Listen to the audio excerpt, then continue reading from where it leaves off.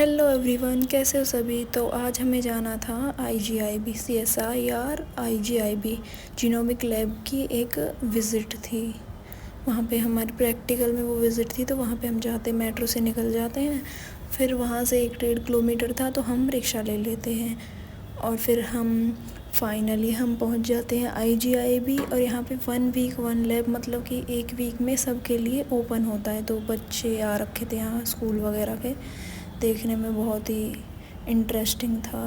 और यहाँ पे पहले ही एक सेमिनार वगैरह चल रहा था जो कि स्टूडेंट्स के लिए था, स्कूल स्टूडेंट्स के लिए। और यहाँ पे वर्कशॉप लगी हुई थी जो कि PhD स्टूडेंट्स थे, उन्होंने अपनी वर्कशॉप लगाई हुई थी, DNA एक्सट्रैक्शन वगैरह जो भी था, और क्विज़ वगैरह भी थी। फिर यहाँ पे स्टार्ट होता है सेमिनार में। And then these are some of the activities that we have done throughout the year. So we have a virtual lab, we have made science songs basically, one on DNA which says like kuch hai adrishya dhani.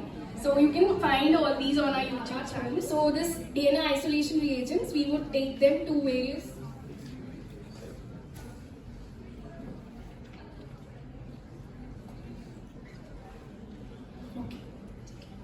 So we would send them to schools or we go there directly and take them the kits there. So right now this is the first version of the kits that we have. And I am the head of operations and leading the assessments at Knowledge and Awareness Mapping Platform. Knowledge and Awareness Mapping Platform is an initiative and knowledge alliance of CSIR, National Institute of Science, Communication and Policy Research, that is NISPUR. It is situated in New Delhi, Pusa Road. And it has been designed to identify the skills and talents among students. So we have a vision to identify the scientific and technological temperament among students to make the India. She's not here, she has gone to Bangalore, where I'm here.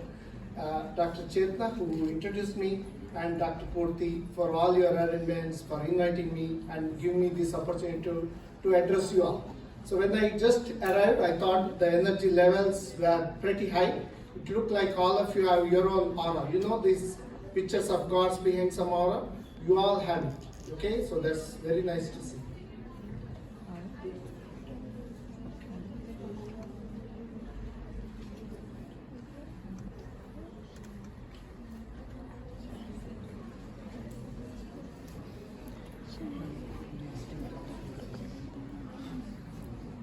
Okay, so why do we need to hear about plants perspective?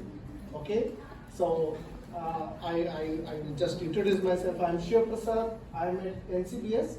This is under TFR. TFR is Tata Institute of Fundamental Research. It's quite old. It's from the time of even before independence.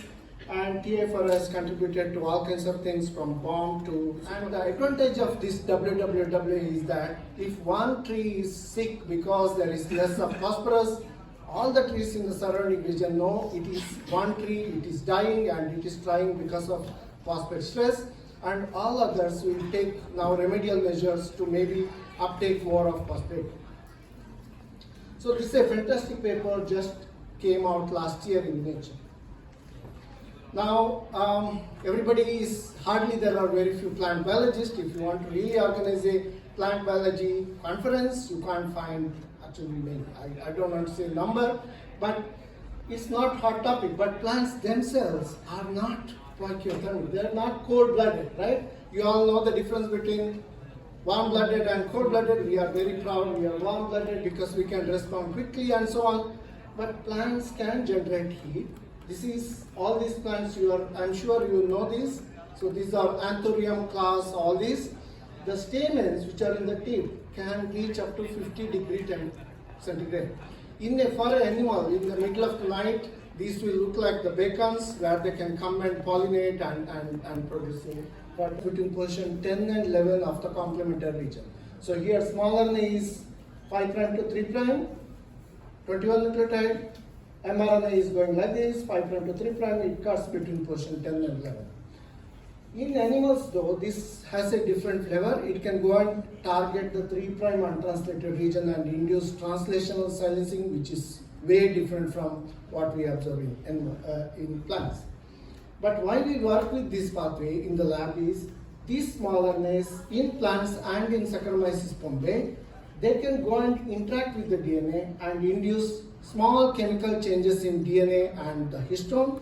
So these changes are at the level a methylation in the DNA, so it's called DNA methylation, or histone modifications. So both are small, very tiny chemical changes, and this can lead to what we call it as transcriptional silencing, where now the DNA book of recipe is closed so that you can't copy any recipe. So this process is epigenetic because these changes in plants, they get inherited almost like a Lamarckian fashion. So many people joke that Lamarck should have used not giraffe but plant says his model. It really works that way because if you can induce this change in the DNA, this will get inherited in the subsequent generation. Unlike in animals, all of us, our germ cells are decided before we are born, when we are in the mother's womb. Where is plant's germ cell? This plant. Where is the germ cell?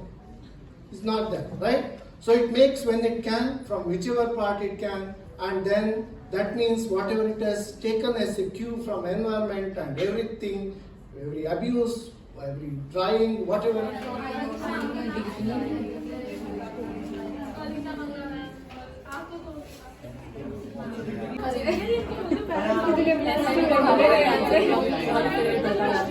ये दिखाते हैं कि tumour cells अपने nerve ending से this is also tumour I guess है ना। एक होता है जो स्प्रेड होता है लाइक मैलिग्नेंट, हाँ, और एक बिनाइन होगा ये। This is what.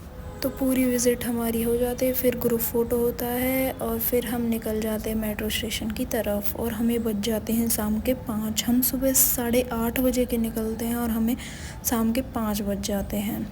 और फिर मेट्रो में आप देख ही सकते हो कितनी भीड़ होती है और फिर सब हम अपने घर चले जाते हैं। Thank you for watching.